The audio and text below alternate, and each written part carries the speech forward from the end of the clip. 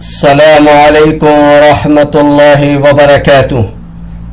الحمد للہ رب العالمین والصلاة والسلام علی النبی الکریم وعلی آلہ واصحابہ اجمعین، اما بعد۔ خواتین و حضرات،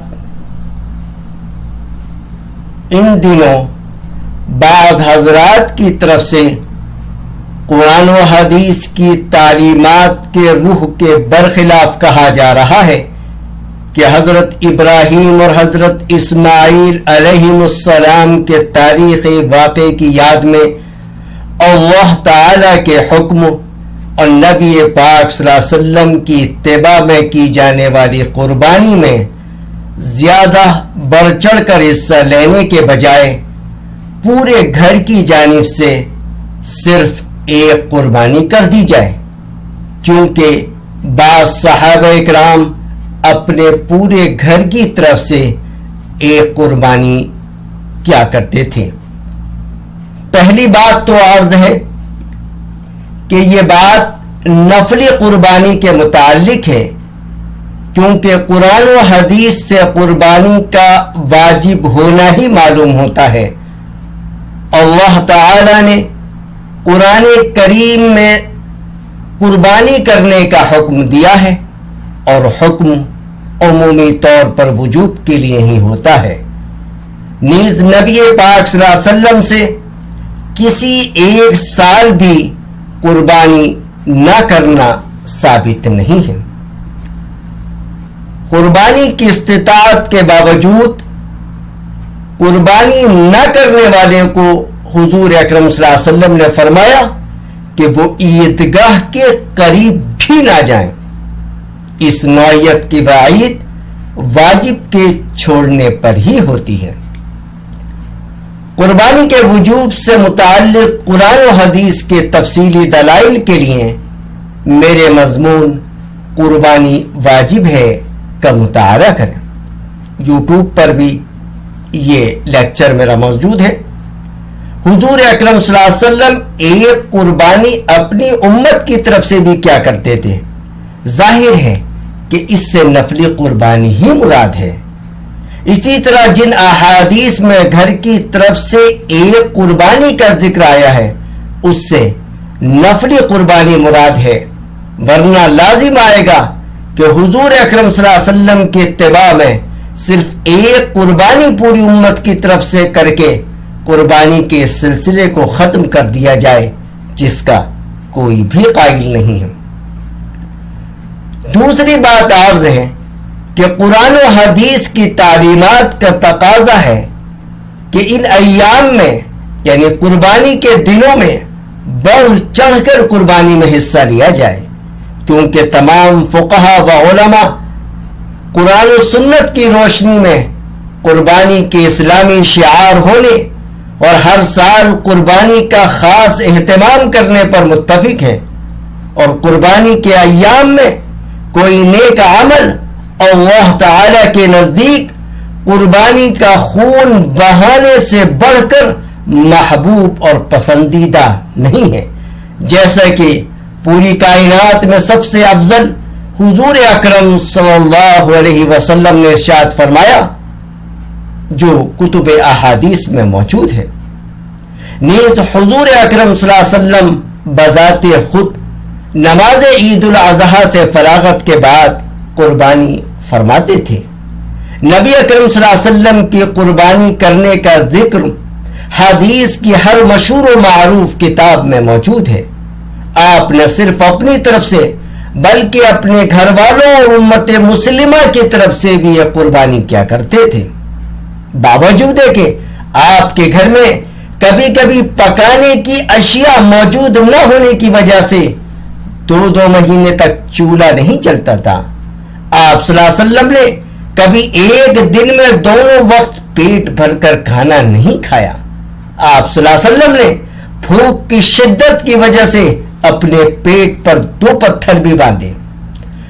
حضور اکرم صلی اللہ علیہ وسلم پوری زندگی میں ایک بار بھی صاحب استطاعت نہیں ہوئے یعنی پوری زندگی میں آپ صلی اللہ علیہ وسلم پر ایک مرتبہ بھی زکوٰۃ فرض نہیں ہوئی، لیکن اس کے باوجود حضور اکرم صلی اللہ علیہ وسلم ہر سال قربانی کیا کرتے تھے۔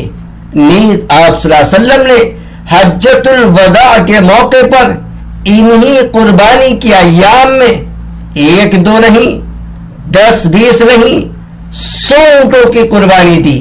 ان میں سے 63 اونٹ نبی پاک صلی اللہ علیہ وسلم نے بذات خود نہر کیے، یعنی بذات خود ان کو ذبح کیا، اونٹ کا نہر کیا جاتا ہے، اور باقی 37 اونٹ حضرت علی رضی اللہ تعالیٰ عنہ نے نہر یعنی ذبح کی۔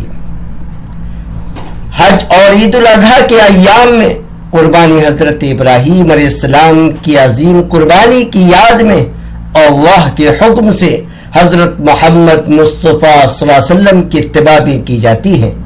ان دونوں کے احکام ایک ہی ہیں، یعنی جانور کی عمر وغیرہ اور حصوں میں شرکت کی تعداد کے اعتبار سے حج اور عید الاضحیٰ کی قربانی کے احکام یکساں ہیں۔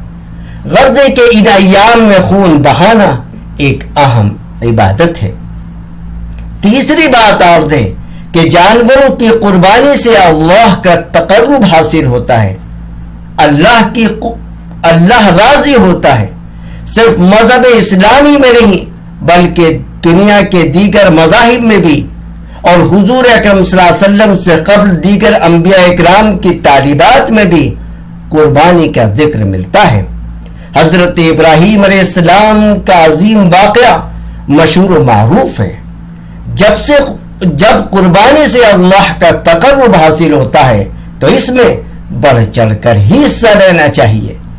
چوتھی بات عرض ہے کہ حضور اکرم صلی اللہ علیہ وسلم کے زمانے میں عمومی طور پر صحابہ کرام کے معاشی حالات بہتر نہیں تھے، نیز صحابہ کرام کو اپنے مال کا اچھا خاصا حصہ جہاد وغیرہ میں بھی لگانا ہوتا تھا۔ اس کے باوجود حضور اکرم صلی اللہ علیہ وسلم صحابہ کرام کو قربانی میں بڑھ چڑھ کر حصہ لینے کی تعلیم دیتے تھے، حالانکہ آپ صلی اللہ علیہ وسلم اپنی امت پر شفقت کا معاملہ کیا کرتے تھے۔ پانچویں بات اور ہے کہ احتیاط کا تقاضا بھی یہی ہے کہ قربانی کے وجوب کے قول کو اختیار کیا جائے۔ چنانچہ صحابہ اور بڑے بڑے تابعین کے صحبت میں قرآن و حدیث کا علم حاصل کرنے والے حضرت امام ابو حنیفہ اور اسی طرح علماء احناف نے قرآن و حدیث کی روشنی میں ہر صاحب حیثیت پر اس کے وجوب کا فیصلہ فرمایا ہے۔ حضرت امام مالک رحمۃ اللہ علیہ بھی قربانی کے وجوب کے قائل ہیں۔ حضرت امام احمد ابن حنبل رحمۃ اللہ علیہ کا ایک قول بھی قربانی کے وجوب کا ہے۔ علامہ ابن تیمیہ رحمۃ اللہ علیہ نے بھی قربانی کے واجب ہونے کے قول ہی کو راجح قرار دیا ہے۔ حضرت امام احمد ابن حنبل رحمۃ اللہ علیہ نے اپنی کتاب میں لکھا ہے کہ اگر کسی شہر کے سارے لوگ قربانی ترک کر دیں تو ان سے قتال کیا جائے گا، کیونکہ قربانی اسلامی شعار ہے۔